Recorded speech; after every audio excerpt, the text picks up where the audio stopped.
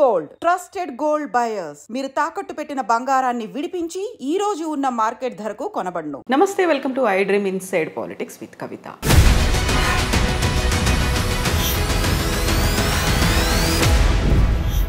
అక్రమంగా అమెరికాలో చొరబడ్డటువంటి వలసవాదుల్ని చేతులకి కాళ్ళకి సంకెళ్ళు వేసి మిలిటరీ విమానంలో పంపించేస్తోంది అమెరికా. అందులోనూ మన భారతీయులు కూడా ఉన్నారు. అయితే దీనిపై విపరీతమైనటువంటి విమర్శలు, వివాదాలు మొదలైపోయాయి.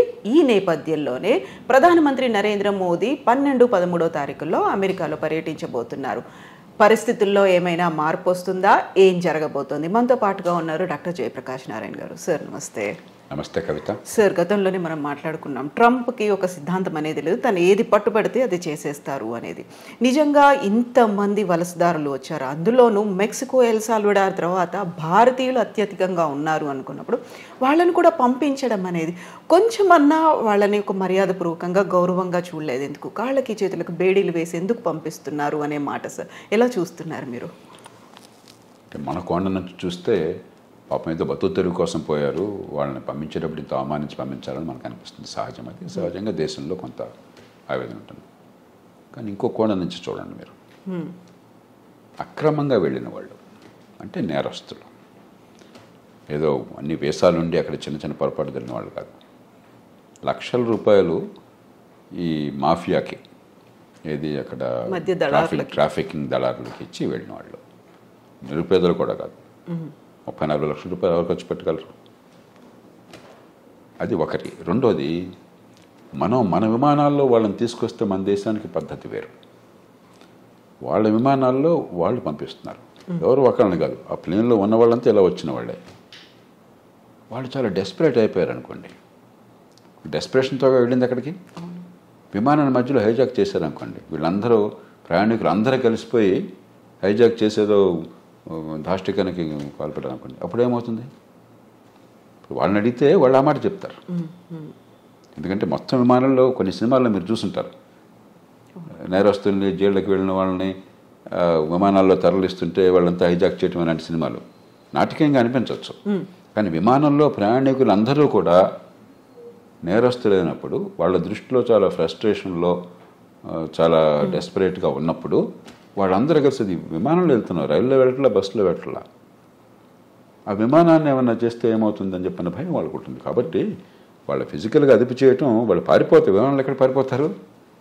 విమానంలో అందరూ కలిసి దాడి చేస్తే ఆ సిబ్బంది మీద, విమానాన్ని హైజాక్ చేసి ఎక్కడో సివిలియన్ ఏరియాలో క్రాష్ చేస్తానో, మరొకటి చేస్తానో, ఇంకోటి చేస్తానో ఏమవుతుందని చెప్పిన భయం వాళ్ళకు ఉంటుంది. అంచేత నా దృష్టిలో పరిష్కారం దానికి ఏంటంటే, ఈ చిన్న అంశానికి, నిజమైన అంశం ఇది కాదు. నిజమైన అంశం అక్రమంగా వెళ్ళే వాళ్ళని ఆపించాలి. మనం కూడా మన ప్రయోజనాల దృష్ట్యా. సక్రమంగా వెళ్ళే వాళ్ళకి నైపుణ్యంతో డాక్యుమెంట్స్ వెళ్ళే వాళ్ళకి ఇబ్బందులు లేకుండా ఉండేట్టుగా మనం వాళ్ళతో కూర్చొని ఏర్పాటు చేసుకోవాలి. అది నిజమైన అంశం.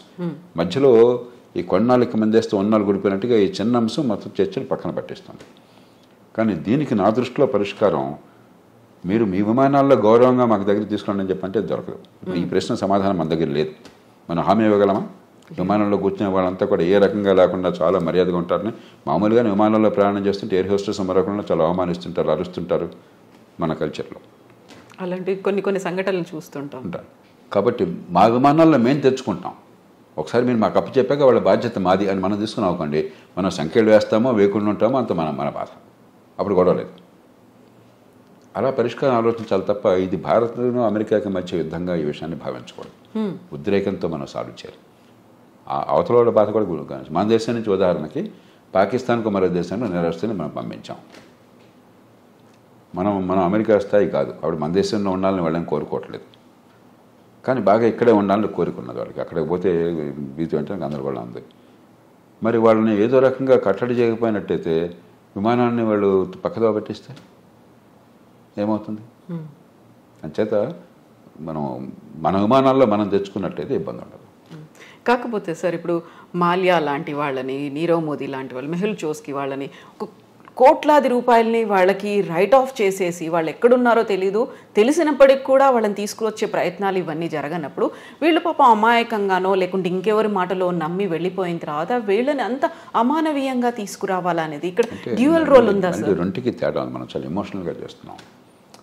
నీరవ్ మోదీ కానీ మాల్యా కానీ క్రమక్రమంగా తిరిగి వస్తున్నారు ఇండియాకి. వాళ్ళు ఆ దేశంలో ఎవరే దేశంలో ఉన్నా ప్రజాస్వామ్య దేశాల్లో రాజ్యాంగం కింద వాళ్ళ హక్కులు స్వేచ్ఛలు ఉన్నాయి, ప్రాథమిక హక్కులు స్వేచ్ఛలు ఉన్నాయి. దాని ప్రకారం డ్యూ ప్రాసెస్, కోర్టులకు వెళ్ళటం, ఎక్స్ట్రడిషన్ కోసం మనం కోరితే ఈ కారణంగా మమ్మల్ని పంపించదని వాళ్ళు కోరటం, చివరికి కోర్టు తీర్పు అవటం, అంతా కూడా వాళ్ళు డబ్బులు ఉన్నాయి కాబట్టి మంచి లాయర్లు పెట్టుకుంటారు, కోర్టులకు వెళ్తారు. అంతేగాని మనం తీసుకోవడం మన చేతుల్లో లేదు. మనం ఎవరం కూడా నీరవ్ మోదీనో మాల్యానో మరొకరినో తీసుకురావద్దని మనం అనుకోవటం కాదు. ఆ దేశంలో పోయి దాడి చేసి వాళ్ళని తీసుకొచ్చే శక్తి లేదు, అధికారం లేదు మనకి. వాళ్ళు మనకు పంపించడానికి సిద్ధపడాలి. దానికి ఒక ప్రాసెస్ ఉన్నది. ప్రపంచంలో ఎంత కుబేరుడైతే అంత ప్రాసెస్ ఆలస్యం అవుతుంది.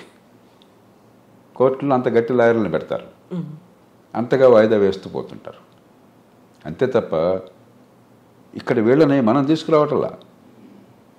ఆ దేశంలో చట్టాలు ఉల్లంఘించారు, అక్కడ కోర్టులు వీళ్ళ కేసులు ఒప్పుకోలేదు కాబట్టి విధిగా రావాల్సి వస్తుంది.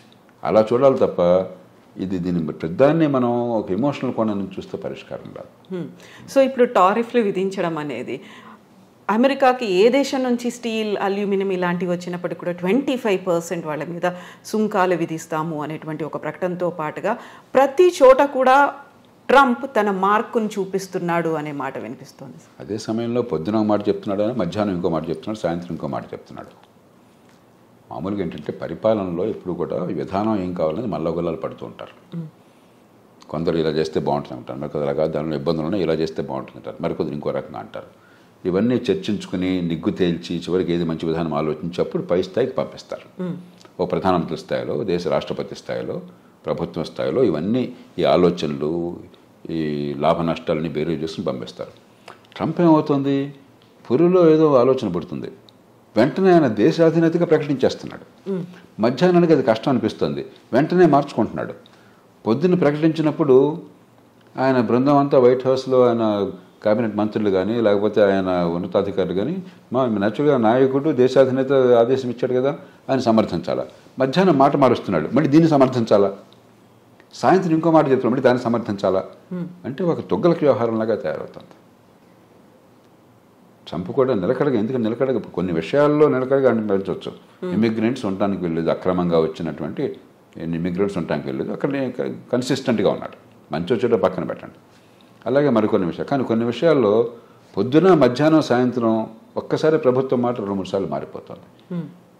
అది ఏ దేశానికి మంచిది కాదు. విధానాలు లోతుగా ఆలోచించాలి, తొందరపడి నిర్ణయాలు చేయకూడదు, అన్ని రకాలుగా పూర్వాపరాలు పరిశీలించాలి. వినదగిన ఎవరు చెప్పినా అని చెప్పని మీరు ఏదనుకుంటున్నా దానికి వ్యతిరేకంగా చెప్పేవాళ్ళ మాట కూడా ఆలోచించి నిర్ణయం తీసుకోవాలి. తీసుకున్నాక నిలకడగా ఉండాలి. ఇప్పుడు ఆలోచించకుండా తొందరపడి నిర్ణయాలు, నిలకడ లేకుండా వెనక్కి వెళ్ళటం జరుగుతుంది. ఇప్పుడు జన్మతః పౌరసత్వం రద్దుకు సంబంధించి చేసినటువంటి అనౌన్స్మెంట్ అది ఏ దిశలో ముందుకెళ్తుంది అనుకుంటున్నారు సార్? అది జరగదు. ఆ దేశంలో కోర్టులు అంగీకరించవు, ఆ దేశంలో రాజ్యాంగం ఒప్పుకోదు. రాజ్యాంగాన్ని మార్చడం ఎవరి తరమో కాదు. అయితే ఒక్కటే అవకాశం ఉన్నది, ఇది సుప్రీంకోర్టు దాకా వెళుతుంది. బహుశా వెళితే సుప్రీంకోర్టు తీసుకోవాలనేది. మన దేశంలాగా ప్రతి కేసు సుప్రీంకోర్టు తీసుకోవద్దు. అక్కడ కింద కోర్టులో దీన్ని ఆపేశారనుకోండి, సుప్రీంకోర్టు తీసుకోకపోవచ్చు అసలు. మన దేశంలో ప్రతి చెత్త చెదారం ప్రతి కేసు వెళ్ళిపోతుంది సుప్రీంకోర్టుకి. అక్కడ అట్లా ఉండదు. ఏడాదికి 100 కేసులు చూస్తారంతే. వాళ్ళు ముఖ్యం అనుకున్నాయి, మిగతావన్నీ అప్లికేషన్ పెట్టి మాత్రం కోర్టుకు తీసుకురావాలి. ఊరికే డాకెట్ షీట్ నిండిపోతుంది, కోర్టుకు వేరే పని ఉండదు. ఒకవేళ తీసుకుంటే సుప్రీంకోర్టు తిరస్కరిస్తుంది. కానీ బహుశా ఏది ఆమోదించే అవకాశం ఉంది అంటే గట్టిగా ప్రభుత్వానికి వాదించే అవకాశం ఒకటి ఉన్నది. అక్రమంగా తల్లిదండ్రులు కనుక ఆ దేశానికి చొరబడ్డట్టయితే, ఏ రకమైన డాక్యుమెంట్ వేసా లేకుండా అలా చొరబడ్డాక ఈ దేశంలో బిడ్డల్ని కన్నట్టయితే వాళ్ళకి పౌరసత్వం రాజ్యాంగంలో పదజాలం ప్రకారం వాళ్ళకు కూడా అవుతుంది, ఆ దేశంలో పుట్టారు కాబట్టి. కానీ రెండో పార్ట్ పదజాలం మళ్ళీ కొంచెం సందిగ్ధంగా ఉంది.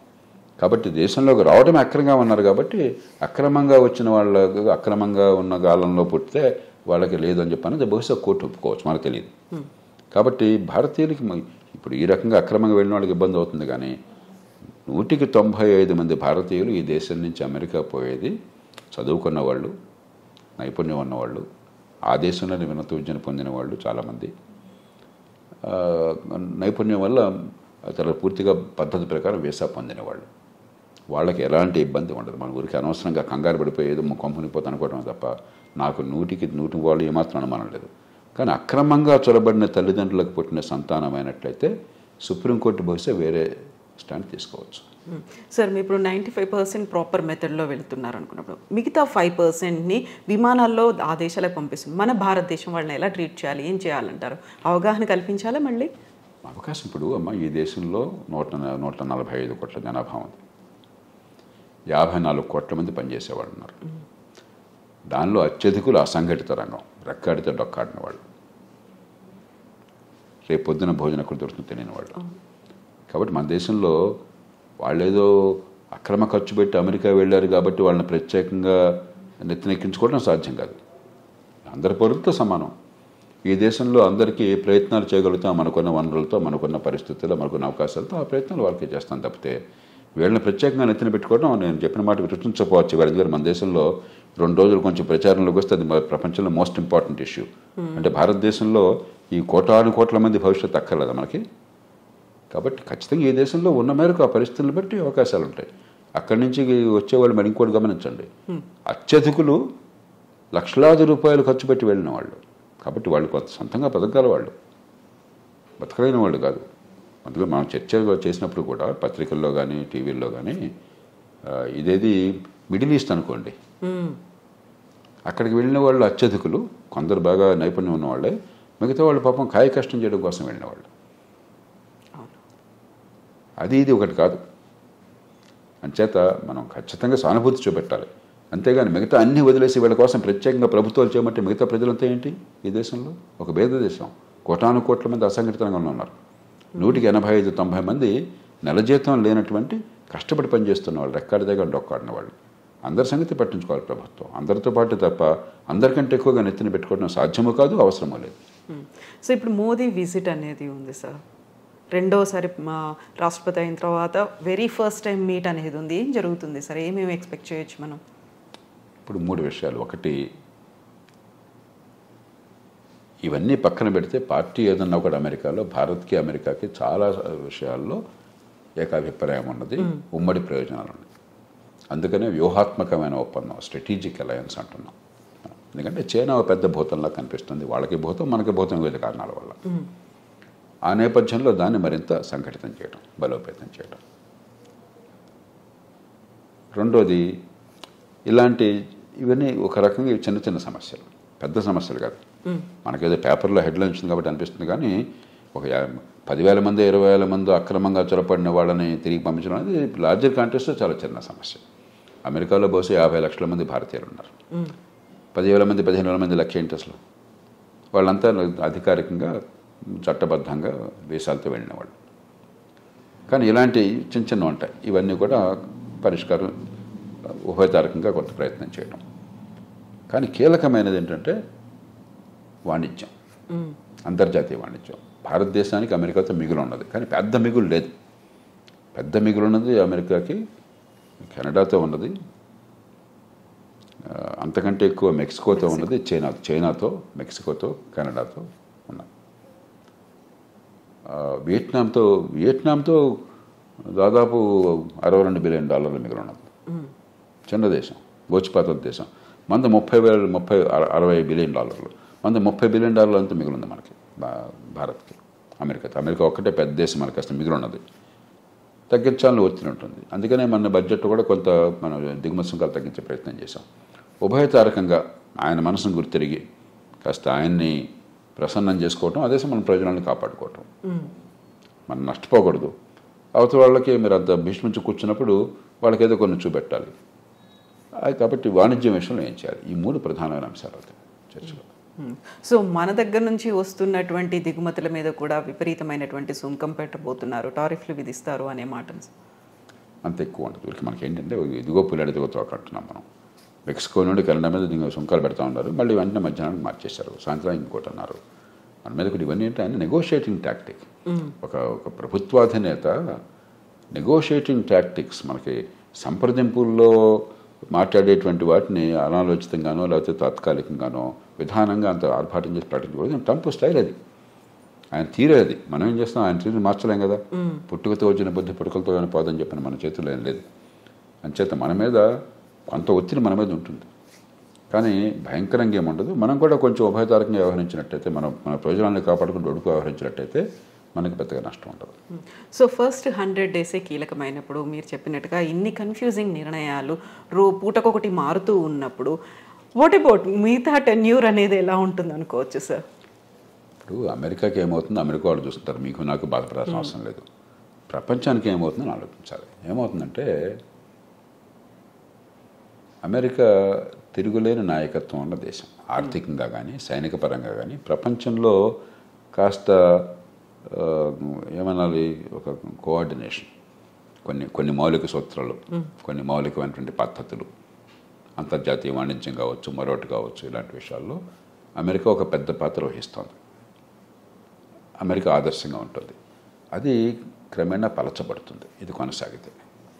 రెండోది, నిలకడలేని విధానాలు, పురుల్లో బుద్ధి పుట్టినట్టు ఏది పడితే అది తుక్కలకు విధానాలు కనిపిస్తుంటే మళ్ళీ అంతర్జాతీయ సమాజంలో అమెరికా నాయకత్వం తగ్గి చైనా గొప్ప దేశంగా అనిపిస్తుంది. వాళ్ళతో పోలిస్తే వీళ్ళు ఉన్నారు, కాస్త పద్ధతి ఉంది, నిలకడ ఉందని చెప్పని. కాబట్టి ట్రంప్ కానీ ఆయన బృందం కానీ కొద్దిగా ఉభయతారకంగా వ్యవహరించకపోయినట్టయితే అమెరికా నాయకత్వం బలహీనపడి చైనా నాయకత్వం పెరిగే అవకాశం ఉంది. భారతదేశానికి ఏనాడైనా సరే ఈ రెంటి మధ్య అమెరికా మేలు మనకి మనం ఉన్న పరిస్థితుల్లో. కాబట్టి అది కొంచెం దీర్ఘకాలికంగా మనకు కొంత ఇబ్బంది ఉన్నది. కానీ ఇక అమెరికా అది కోరుకుంటే మనం ఏం చేయగలం, చూద్దాం ఏమవుతుంది. సో అప్పుడు మన దౌత్య వ్యవహారాలు కానీ మనం చేసేటువంటి ప్రయత్నాలు కానీ ఏమన్నా మార్పు తెచ్చే అవకాశం ఉందంట. అందుకనే ఇప్పుడు మనం చాలా జాగ్రత్తగా వ్యవహరిస్తున్నాం. పార్టీ ఏదైనా కూడా ఢిల్లీలో అధికారంలో ఉన్న పార్టీ అమెరికాతో మైత్రి సంబంధాలు మనకు తగ్గటం లేదు. అక్కడ ఏ పార్టీ ఉన్నా, మన దేశంలో ఏ పార్టీ ఉన్నా కూడా యూరప్తో సంబంధాలు మనం తగ్గించుకోవటం లేదు. చైనానే మనం శత్రువుగా తీసుకోవటం లేదు. సరిహద్దుల దగ్గర ఏమన్నా దాడి చేస్తే వాడు గట్టిగా తిప్పుతారు, ఎదురు తిప్పుతున్నాను తప్పితే చైనాని శత్రువు చూడలేదు. మనం చాలా సమావేశాల్లో చైనాతో కలిసి పనిచేస్తున్నాం. ఇదే సరే. అలాగే రష్యా ఎన్ని ఇబ్బందులు పెడుతున్నా కూడా యుక్రెయిన్ని, మన రష్యాతో వైరం పెట్టుకోవట్లా, ఇరాన్తో వైరం పెట్టుకోవట్లా. ఇది సరైన పద్ధతి. మన ప్రయోజనాలు మనకు ముఖ్యం తప్ప అమెరికా ఏం కోరింది, యూరోప్ ఏం కోరిందో మనకు ముఖ్యం కాదు.